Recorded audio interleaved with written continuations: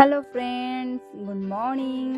आज आम सिद्धगिरी नोडाल विद्यापीठर फैमिली बुलवा को बाहरीचु। मुझे कटक लिंक रोड रे से अपेक्षा करिछि। से समस्ते टांगी ही आसबे। आम सब कुआड़े कुआड़े बुलिया को जीवु। वीडियो शेष पर्यंत देखिले ही जानी पारिबे आम सब कुआड़े कुआड़े जीवु। तेणु शेष पर्यंत निश्चय देखिबे। से माने मो पाखे एबे पहुंची गलेनी। एबे आमे बाहरी गलु। गला बेले बहुत मजा मस्ती कलु। 3 घंटा 3.5 घंटार ट्रावेल परे फाइनाली नयागढ़ शरणकूल ग्राम रे थिबा लड्डू बाबा मंदिर रे पहुंची गलु। सेठी गोटे बड़ पोखरी थिला। से पोखरी रे समस्ते गोड़ा हाथ टिके धोई नेलु। देखंतु लिपुन केमती सेठी गोटे बड़ घंटी अछि। से घंटी को बजाइतला। तापरे नंदी देवों को नमस्कार करी मंदिरर भीतर को प्रवेश कलु। बाबांको दर्शन मध्य बहुत भल भाबरे कलु। बहुत शांति लागिला। एही लड्डू बाबा पातालकुटी ओ कहुए मोटलिंग उभय हरि और हर एठी पूजा पाती। एही लिंगरे विष्णुंकर चक्र रही एवं शिवंकर चंद्र मध्य चिन्ह अछि।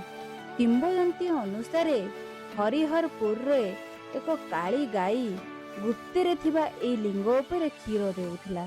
सेथिपई से घरे क्षीर आउ देउनथिला। दिने तार मालिक लड्डू बेहेरा चिंता रहिला काहींकी काली गाई आउ क्षीर देउनी। तेणु ए गौड़ व्यस्त होई ता पछे पछे आसी देखिला बेलकू से पत्थर उपरे क्षीर देउची। तेणु गौड़ लड्डू बेहेरा क्रोधरे कौन कला, से पत्थर उपरे पहाड़ टीए पकईदेला। जहा द्वारा से पत्थर ही रक्तस्राव होइतिला। तापरे राजा को से रात्रि रे ही स्वप्नादेश होइतिले। जेहेतु ए गौड़ द्वारा बा लड्डू बेहेरा द्वारा घटनाटी लोकलोचन को आसीथिला।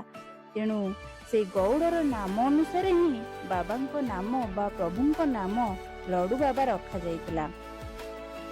सांग माने मंदिरर कारुकार्य बहुत सुंदर होइतिला। आउ तापर देखंतु कामधेनु मातांकर प्रतिमूर्ति मध्य बहुत सुंदर होइतिला।